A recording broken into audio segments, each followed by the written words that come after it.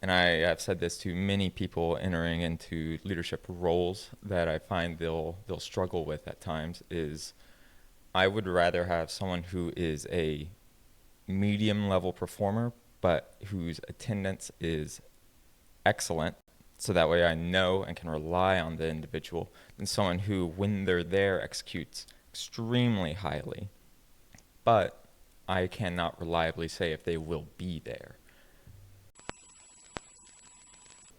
Hello everyone, I am Nick, a leader with over a decade of experience ranging from floor operations to senior level supply chain operations planning, leading teams ranging from 200 plus hourly and salary members to individual computation roles. I don't claim to know everything about leadership, but I can definitely share some insights. Today, we're going to be reacting to 5 Ways to Instantly Gain Respect as a New Manager by Bash's Leadership Breakdown. Without further ado, let's get into it.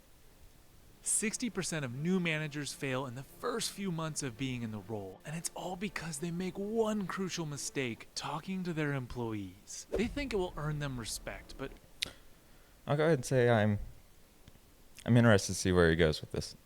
If the issue's on talking with employees, I find communication to actually be an area people tend to lack when first coming into new roles. So we'll continue along. over my 13 years of fixing teams, I noticed again and again that the way most managers talk to their employees was having the exact opposite effect. And without the respect of their teams, it became impossible for them to get their teams to listen, follow through, and care about their work. Once I understood this, I was able to fix the mistake and build a simple 5-step system. So it sounds like he might be getting into explaining the why to the team a bit better. Something I am a big advocate for whenever you're expressing ideas or change, or you're trying to explain something. You need to help explain the whys behind the executional plan, right? Don't just tell someone to do it. Explain why. Really, I tend to find there's about 5 different categories that someone can influence inside of the workplace, right? You have positive reinforcement, just things like you're doing good. You have negative reinforcements, items like write-ups or verbal just coachings. You have items of interpersonal connection. That's a relationship that you build over time. Maybe slightly less applicable to a brand new manager, but I would recommend that being a high priority on your team, is building those connections. That tends to be one of the highest ways to actually influence, I find. You have an authoritative approach. My title denotes that I can tell you to do it, so do it. That tends to be one of your weakest forms, to force someone to just do the work. And then you also have coming at it from a technical perspective. Again, maybe a little less pertinent to a new manager, but if you have a proven track record and a technical way to show that you have executed and shown it, maybe maybe you utilize like data to show a breakdown. You could use a takt time study, many different things that you could go. But let's continue on. That any new manager can use to instantly gain the respect of their team. So in this video, I'll show you what this mistake is, how to stop it from undermining your authority and respect, and I'll give you the 5-step plan to gain respect from day one so your team takes you seriously right away. So how do you instantly gain your team's respect from day one? Most managers think that respect comes with time, but that's the mistake that gets them ignored, second-guessed, and walked all over. So what is the first step to instantly building lasting success? Listen, there's a reason why some managers walk into a room and immediately get taken seriously, while others spend months trying to get their teams to just listen. Bit of it is the aura you have, right? For might be some better terms for it, but how you carry yourself around, be that on a formal or informal basis, right? It shows whenever you walk into a room. If you're very timid, it shows. Items like that, not that it's necessarily a negative thing, but just be aware of it and how you can control your reactions to it. And the crazy part, it has nothing to do with experience or seniority. Because there's one thing that every respected leader does the moment they step into the role. And once you see it, you'll never struggle to earn respect again. So how do you do that? Well, the best way to explain this is by looking at the classic 80s movie, The Karate Kid. Remember how the movie did a good job? I am a big Karate Kid fan. didn't know this was going to be coming up. Fun fact, the scenes shot in Okinawa were actually in Hawaii.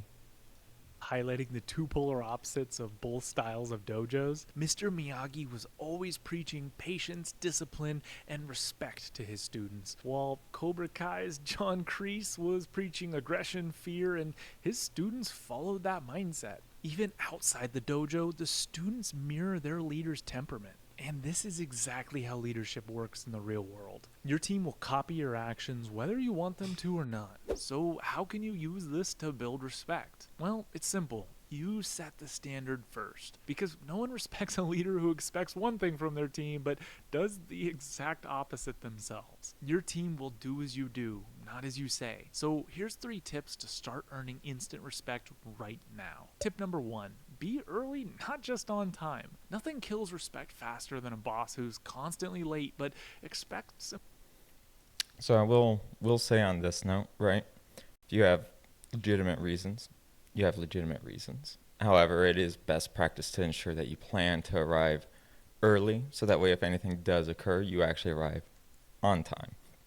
I do fully agree, and I have said this to many people entering into leadership roles that I find they'll struggle with at times is I would rather have someone who is a medium level performer but whose attendance is excellent, so that way I know and can rely on the individual, than someone who, when they're there, executes extremely highly, but I cannot reliably say if they will be there.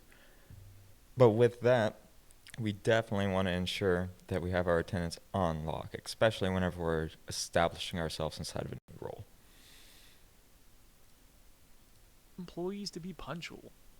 Punctual. Show up 5 minutes early. Let them see that you hold yourself to the same standard. Tip number 2, outwork your team without micromanaging. No one respects a manager who sits back while the team grinds, but they also don't respect a boss who micromanages everything. So lead from the front.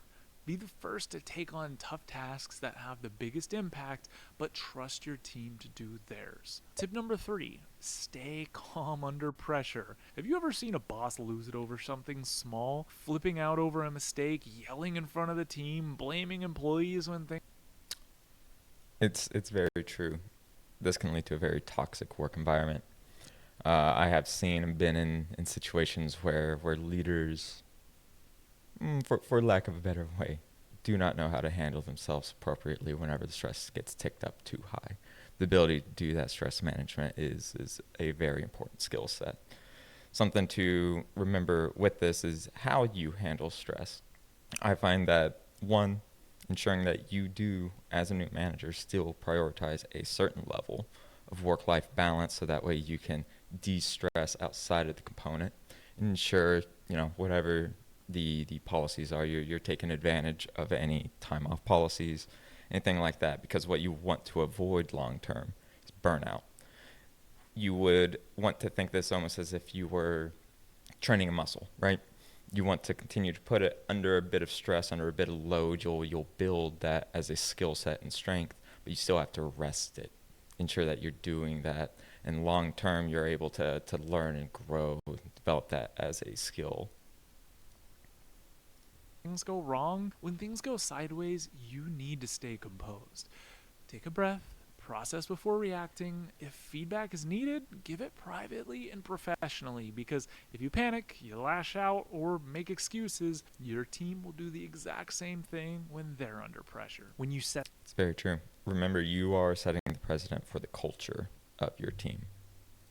the standard, respect happens naturally. But even if your team respects you, that doesn't always mean they'll listen to you. Because here's the thing, respect and authority aren't actually the same thing. So next I'll show you how to get your team to follow your lead without pushback, using one simple shift in the way you communicate. So how do you get your employees to listen using this crucial second step? Every manager has faced this moment. You give clear directions, you explain exactly what needs to be done, and yet your team ignores it, questions it, or does something completely different. So Those are true. Those are true. They can be true outcomes. However, I think they also have very different response architecture, in my opinion. Ignoring it versus having a different outcome or pushback is handled very differently. I would actually incentivize the team to have more pushback.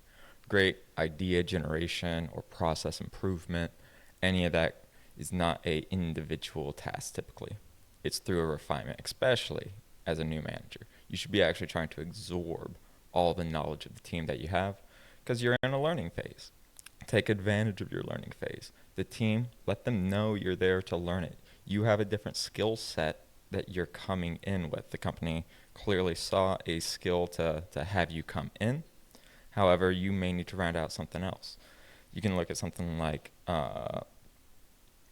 architectures of knowledge, right? You may not have the actual just base knowledge and analytical recollection for the terms, definitions, data sets that you're involved in, but you have an ability to manipulate and view that data at a different scope.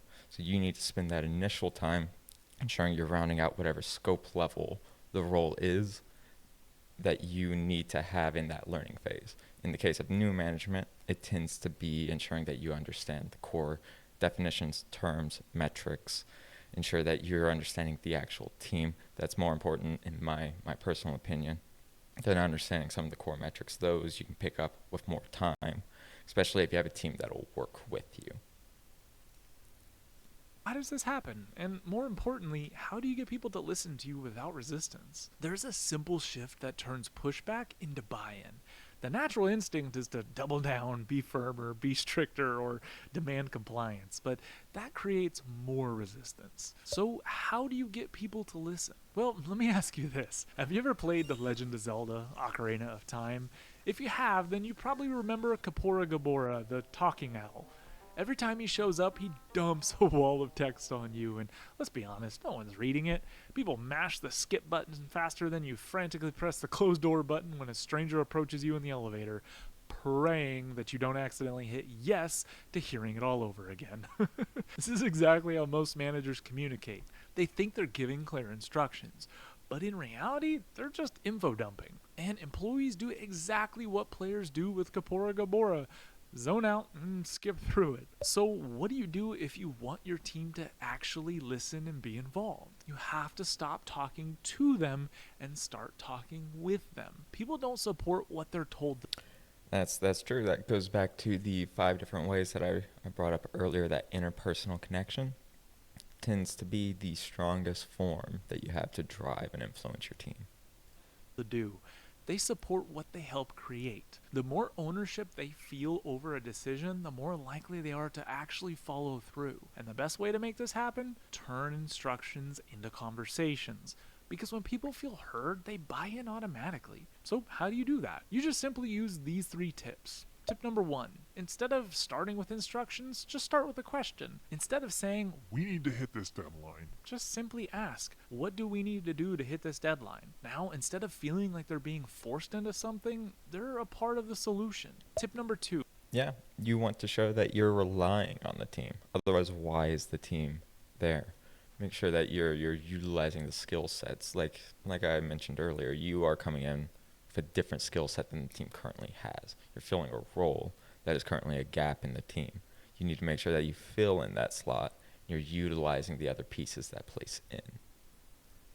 if you want someone to buy into a decision, make them feel like their input matters. After explaining a change, say, what's your take on this? Do you think this is a good idea? Even if the decision isn't up for debate, this makes them feel heard and involved.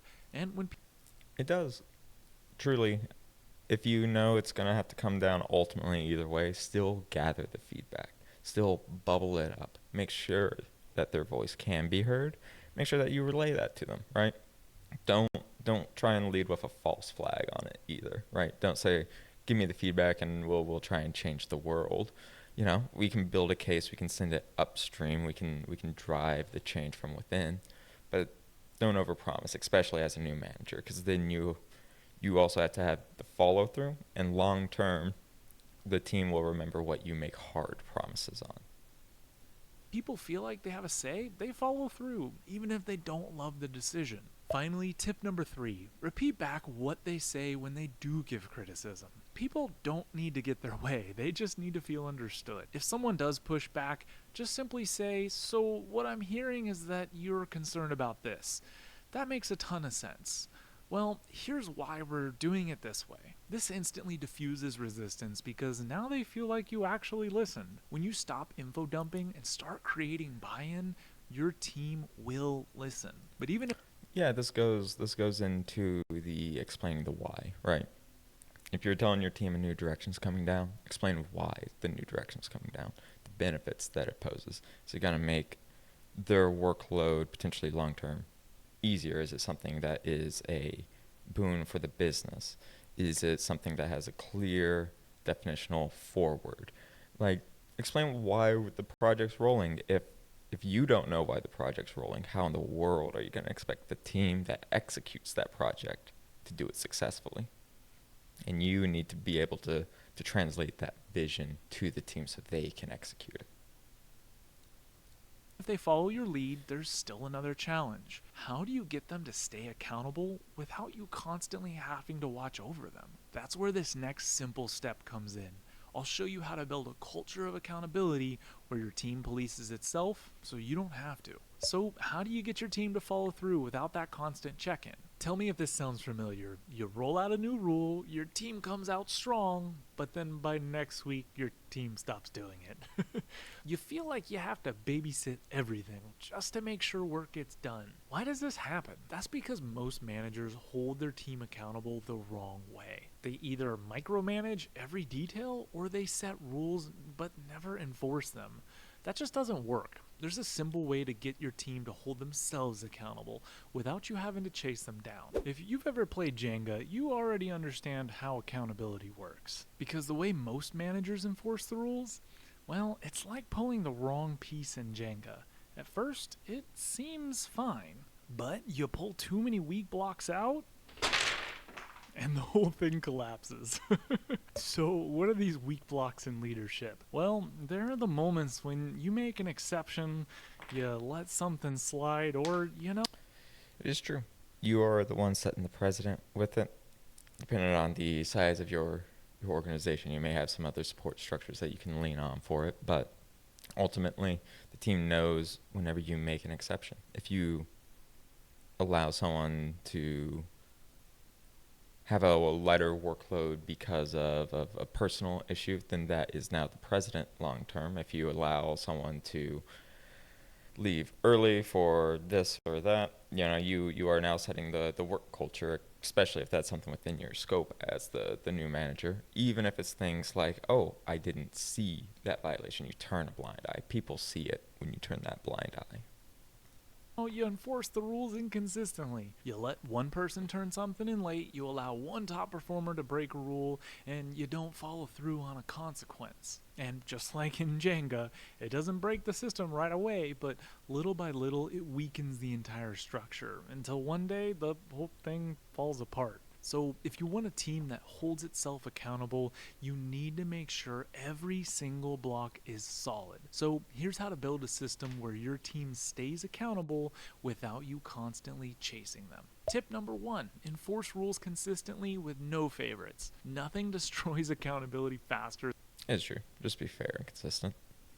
than special treatment. Hold everyone, including top performers, to the same standard. Don't let a high performer skip a meeting or turn things in late. Make it clear that no one is above the rules. The moment you bend the rules for one person, you lose respect from everyone else. Tip number 2, make consequences automatic, so no empty threats. If you warn someone 3 times before taking actions, you've already lost. Like I mentioned earlier, when you say, next time this happens, it's a write-up, and it happens, follow through immediately. No warnings, no... That does also mean make sure you understand your scope that you're allowed to enforce in, right? If you wind up saying this will result in a write-up, you need to ensure that it does, which policy it is violating, that you have the authority to actually issue that write-up. debates, just action. The moment your team realizes you don't actually enforce consequences, they stop taking you seriously. And tip number 3, stop reminding them. Make them own it. If you're constantly following up to make sure things get done, you're creating a culture where accountability is your job instead of theirs. So instead of saying, "Did you do this yet?" ask them, "What do you need to get this done? When do you think you can get this done by?" Tell them that you'll check in with them midweek, but other than that, it's on them to get it done by Friday. This shifts ownership onto them instead of making you the task manager. Yeah, that's make sure you do have those milestone checkups though. One, you want to ensure that you're removing barriers at an adequate speed that they might be encountering. And then also you just want to ensure that you're engaging your team throughout the week. That meeting, potentially depending on other meetings that you have in it, shouldn't all just be focused on a status update either. You want to build that interpersonal connection inside those meetings. When you create a culture of accountability, your team starts to police itself so that you don't have to. But there's one final piece that ties this all together. Because here's the thing, even if you do everything right, there's one moment that can destroy all the respect you've built if you handle it the wrong way. So I'll show you what this is and how you can turn it into your biggest respect building tool. So what moment do we have to handle correctly to make sure we don't wreck our team's respect? What's crazy about this is it's not about when your team messes up, it's when you do. Because no matter how good you are, at some point you will. It's true. Admit it, own it, take the learning lessons. One of the great things with when you mess up is it's one of the greatest opportunities for you to gain knowledge on how to do better. Ask for that upward feedback from your team as well.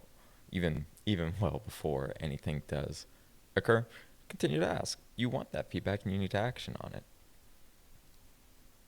Will make a mistake. The question is, what do you do when it happens? Most managers do this wrong, and it kills their credibility overnight. But if you handle it the right way, it's one of the fastest ways to earn even more respect. A great example of this is when a famous NBA player did something kind of dumb. Remember when Kevin Durant got caught using a burner account to defend himself online? One day he accidentally replied from his main verified account, talking about himself in the third person, like he was someone else. A fan caught it, and the whole internet roasted him. Now, imagine if KD had denied it, or he blamed someone else, or tried to cover it up.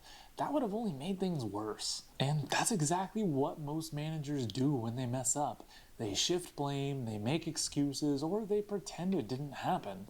And when they do, their team loses trust in them. But KD did the opposite. He owned it. He admitted it was dumb, he laughed at himself, and because he handled it head on, the backlash faded pretty fast. And as a leader, that's exactly what you need to do. So if you ever have a situation where you mess up, follow the 3 A's of owning a mistake. Number 1, acknowledge. Admit the mistake up front.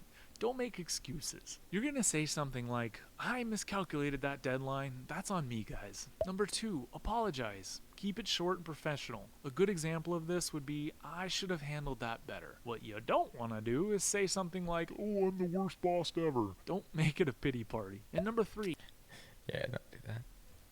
action. Show how you'll prevent it next time. With action, you can say something as simple as, "Here's how we're going to fix it moving forward." Because when you openly admit your mistakes, you don't lose respect, you gain it. But even when you do this, there's still one final step to earning lasting respect. And honestly, this is the key to making every single one of those steps work. Because respect isn't always just about what happens in big moments, it's about how you show up every single day. So what is the most important step to building respect with your team? With this step, not only will the rest of the steps I've given you be 10 times more effective, but it will transform you into What is it? Be genuine. Be yourself. one of the best bosses your employees have ever worked for. Think about the best boss you've ever had. What made them great? Was it their skills, their experience, their authority? Probably not, because the best leaders aren't just respected. They're the ones their team would run through a brick wall for, and there's a reason for that. Because the secret to earning the deepest level of respect isn't about being the smartest person in the room, having the most experience, or controlling every little detail. It's about something far simpler. If you haven't watched Ted Lasso, you're missing out on one of the best examples of great leadership ever put on screen. Ted gets thrown in.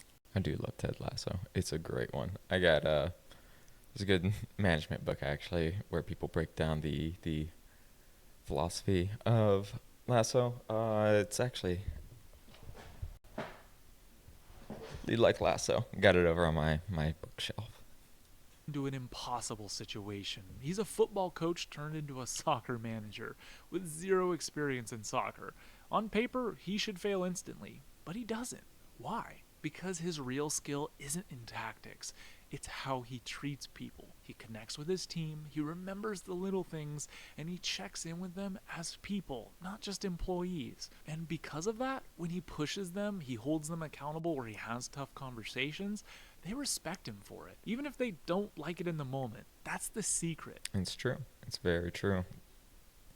People don't follow bosses. They follow leaders who actually care. Most managers get this completely wrong. They either try to be their team's best friend and lose authority, or they stay distant and detached and they lose trust. But the best leaders strike the perfect balance. They're not overly friendly, but they genuinely care. And when your team knows that Very you true. care, they don't just respect you, they become loyal to you. So how can you be like Ted? Well, Ted tip number 1. Get to know your people beyond just work. The best leaders pay attention. They remember the small details, they ask about their lives, and they actually listen. Say things like, "Hey, how'd your daughter's game go this weekend?" Or, "Weren't you working on a side project? How's that going?" These tiny moments build trust faster than anything else. Ted tip True. number 2. Recognize effort, even the small wins. People want to be seen, and most managers only Yeah, something that's also good is, let's say you have a weekly meeting or like a business recap or anything like that. Opening the meeting with successes and wins from the team. If you have an adequate amount of those interactions, I also like mixing in personal wins. It allows the team to start opening up a little bit. You learn, that X may enjoy cooking, so now they talk about personal wins as dishes throughout the week, or Y enjoys travel. So you begin to understand a little bit more about them as a person with some of those personal wins as well. And then inside a family, just, every person's their own person. So much to learn about every individual. It's one of the great things about being a people leader. focus on what goes wrong. Call out small wins as much as big ones. Say things like, "Hey, I saw how you handled that client. That was solid." Or, "You've been putting in extra work lately and it really shows. I appreciate it." A simple good job from a manager is more powerful than people realize. You can Ted never tip say number thank you 3. too much. Be fair, be firm, and be consistent. Caring about your team doesn't mean letting things slide. It means holding them accountable because you care. So you need to set high standards, but show that you're on their side. This sounds like, "I know you're capable of better than this, and I want to help you get there." This isn't about punishment. It's about making sure you succeed. Because when people know you have their best interest at heart, even tough feedback becomes a form of respect. But here's the thing, even if you do everything right, time is your biggest enemy. Because let's be real, who has time to get to know their employees, build trust, and handle accountability perfectly, while also It's true, it's a hard thing to balance, but just like it's a long-term playoff. You have to put in some of that effort up front to learn the team, get to know them for the long-term payoffs of having them work for you and because of those interpersonal connections. dealing with meetings, deadlines, and a never-ending to-do list. That's where the real challenge comes in. So if you feel too swamped to actually be the kind of leader you want to be, I'll show you exactly how to fix that. Click this video next where I show you a simple system that frees up hours of your time every single day. Well, thank you for coming and watching that react. Very interesting. If you want to see It can be a